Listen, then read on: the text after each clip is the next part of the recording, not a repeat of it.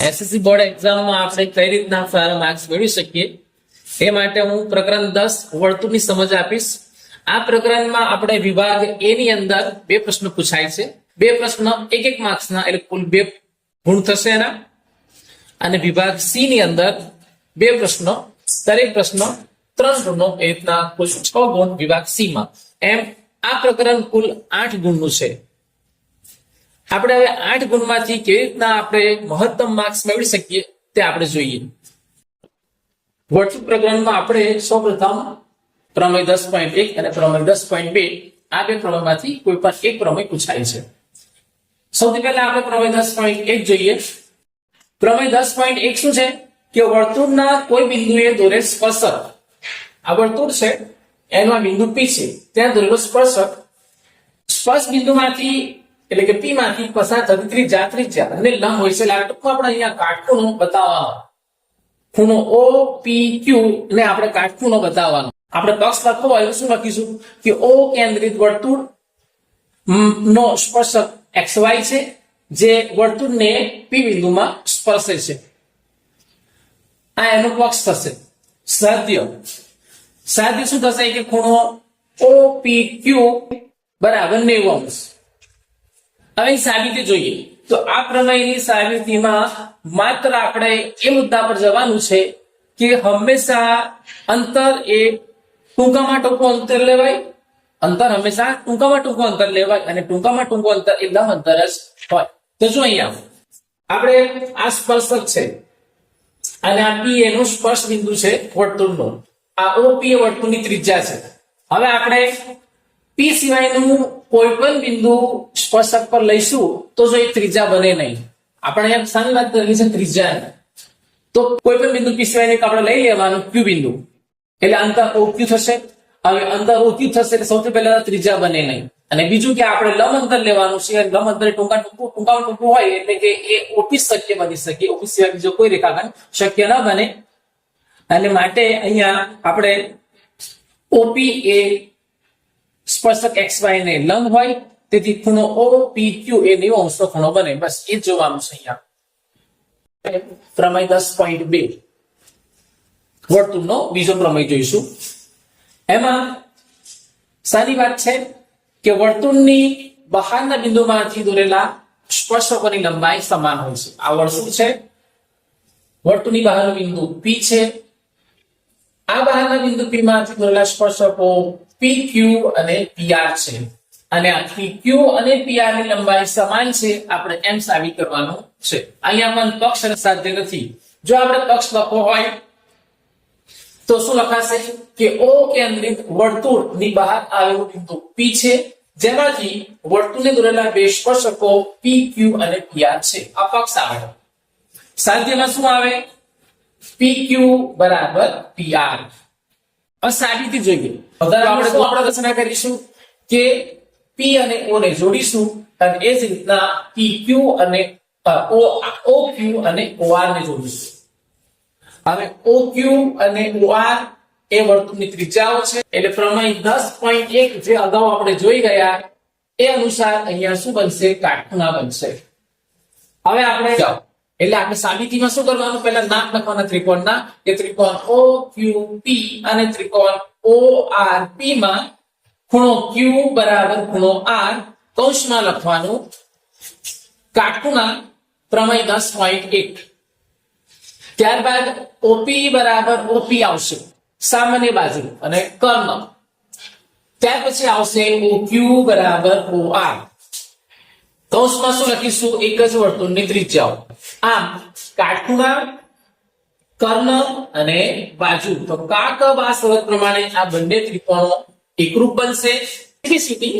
શરત અનુસાર અનુરૂપ જે બાજુઓ છે કઈ? તો આ ત્રિકોણની આ બાજુ એટલે કે PQ અને આ ત્રિકોણની PR એ બંને બાજુ કેવી બનશે?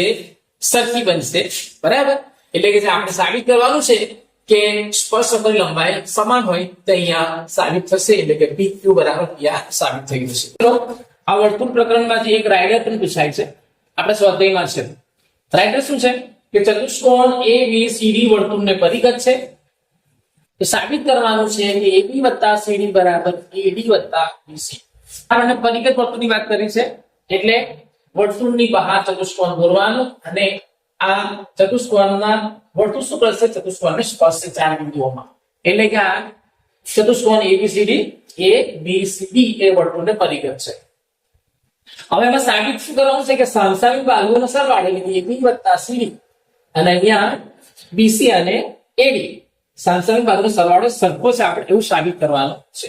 સિમ્પલ છે. અહીંયા પ્રમેય 10.2 નો આપણે ઉપયોગ કરવાનો છે કે વર્તુળની બહારના બિંદુમાંથી વર્તુળની બહાર બિંદુ આવેલું હોય તો તેમાંથી દોરેલા સ્પર્શકો કેવા હોય છે સમાન. સૌથી પહેલા આપણે જો બિંદુ A ની વાત કરીએ વર્તુળની બહારનું બિંદુ છે તો આ બિંદુમાં દોરેલા સ્પર્શકો એટલે AP અને AS શું થશે સમાન.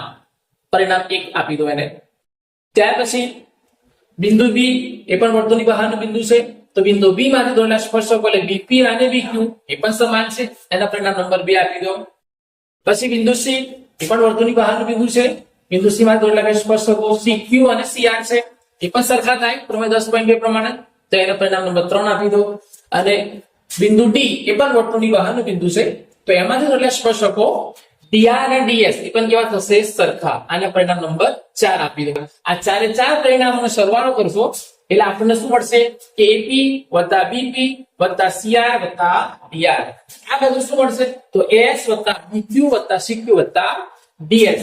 હવે AP + BP શું છે તો AP + BP એટલે AB થશે તો AB. એ જ રીતના CR તો CR અને DR નો સરવાળો શું થશે તો CD તો CR અને DR નો સરવાળો CD બરાબર. AS અને A સાથે આપણે AS સાથે શું કરીશું DS કેમ કે આપણે આ લાવવાના ને તો AS અને DS નો સરવાળો શું થશે AD એટલે આપણે અહીંયા DS ને ગોઠવી કાઢીશું આની સાથે એટલે AS + DS + BQ અને CQ તો AS + DS શું થશે AD અને BQ અને CQ નો સરવાળો શું થશે BC. આમ AB + CD = AD + BC સાબિત થાય.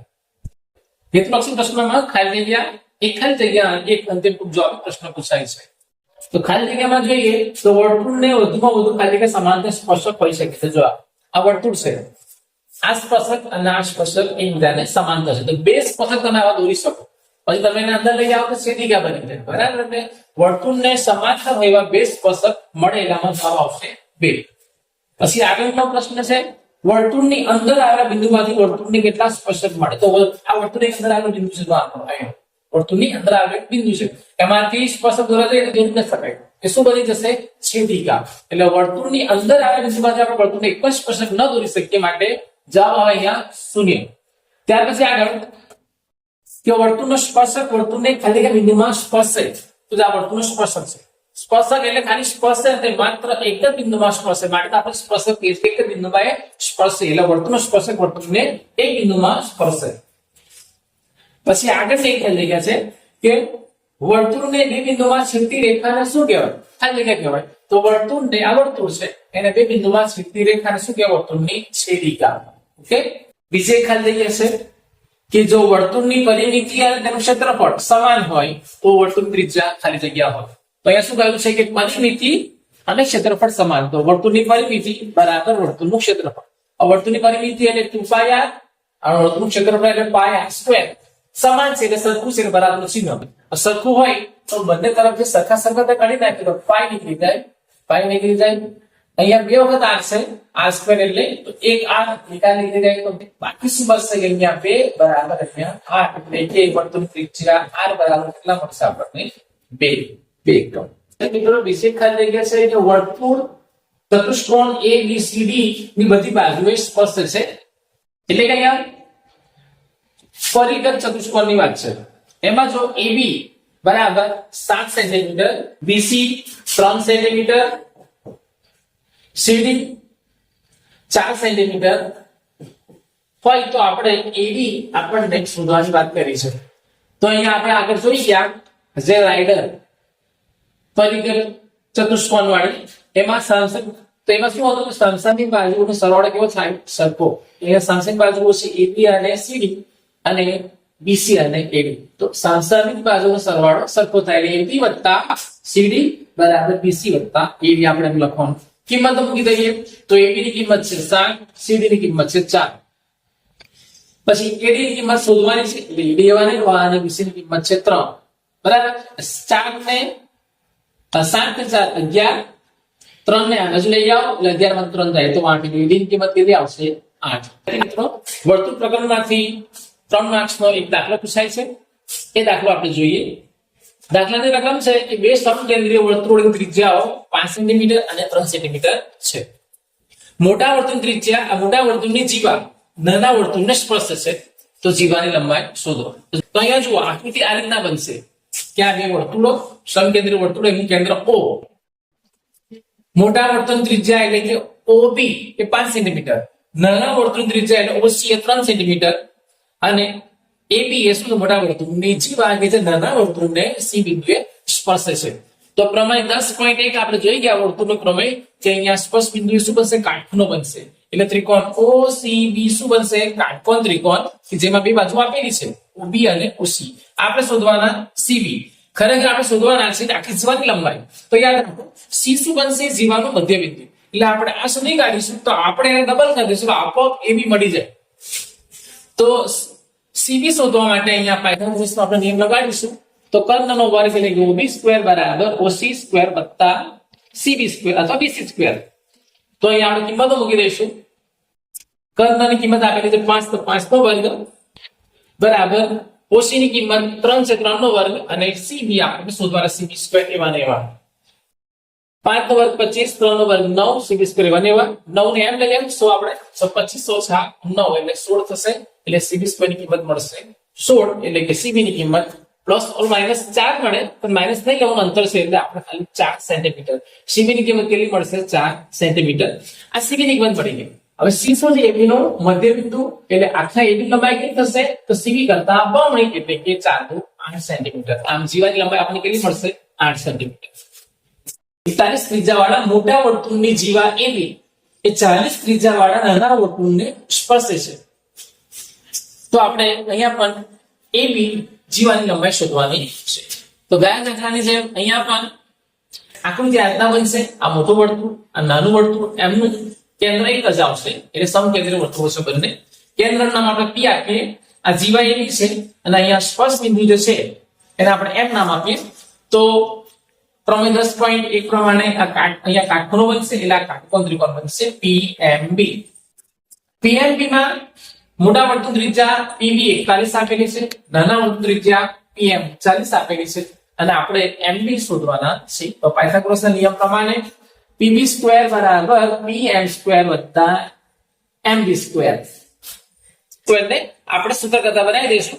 તો આવું સૂત્ર બનશે હવે કિંમત મૂકીએ PB ની કિંમત છે 41 એટલે 41 નો વર્ગ ઓછા PM ની કિંમત છે 40 40 નો વર્ગ 41 નો વર્ગ 1681 40 નો વર્ગ 1681 માંથી 16 જશે એટલે 81 એ MB સ્ક્વેર આવશે એટલે કે MB ની કિંમત પ્લસ ઓર માઈનસ 9 પરંતુ આપણે પ્લસ ગણવાના એટલે MB ની કિંમત આવશે 9 હવે આપણે MB ની કિંમત આવી 9 આપણે શોધવાના છે AB તો AB શું થશે MB ના બમણા એટલે કે AB ની કિંમત થશે 9 × 18 સેન્ટીમીટર તો બીજો એક વર્તુળનો પ્રશ્ન છે કે વર્તુળના કેન્દ્રથી 5 સેન્ટીમીટર અંતર આવેલ બિંદુ A થી દોરેલા સ્પર્શકની લંબાઈ 4 સેન્ટીમીટર છે તો વર્તુળની ત્રિજ્યા શોધો અહીંયા વર્તુળ છે અહીંનું કેન્દ્રથી 5 સેન્ટીમીટર દૂર આવેલ બિંદુ A થી વર્તુળ દોરેલું સ્પર્શક AB સાથે લંબાઈ છે 4 સેન્ટીમીટર તો આપણે વર્તુળની ત્રિજ્યા એટલે કે OB શોધવાના છે આ વર્તુળ છે એનું કેન્દ્ર O તો અહીંયા પણ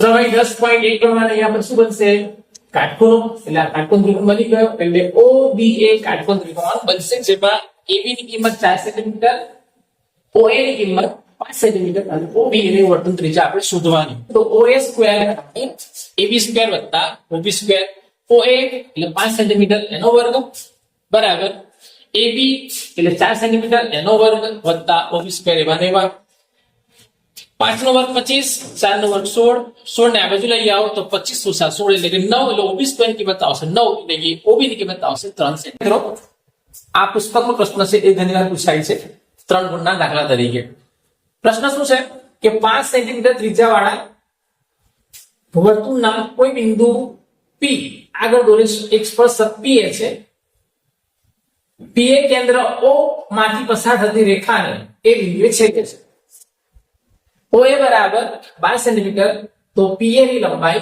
શોધો. એટલે આ કાટકોણ ત્રિકોણ બન્યો. આ કાટકોણ ત્રિકોણનું નામ આપણે OPA છે. એટલે પાયથાગોરસના નિયમ પ્રમાણે કાટકોણની સામે બાજુ કર્ણનો OA, તો OA નો વર્ગ બરાબર OP નો વર્ગ વત્તા AP નો વર્ગ. કિંમતો મૂકી દેવી. OA એની કિંમત 12 છે એટલે 12 નો વર્ગ બરાબર AP શોધવાના છે એવા ને એવા સ્ક્વેર વત્તા OP 5 છે એટલે 5 નો વર્ગ. 12 નો વર્ગ 144, AP સ્ક્વેર એવા ને એવા, 5 નો વર્ગ 25. 25 ને આપણે આ બાજુ લઈ આવો તો AP સ્ક્વેર બરાબર 144 ઓછા 25. 144 માંથી 25 જાય તો 119, એટલે AP સ્ક્વેર ની કિંમત કેટલી આવશે? 119. આમ આપણને AP ની કિંમત કેટલી મળશે? વર્ગમૂળમાં 119 સેન્ટીમીટર મળે.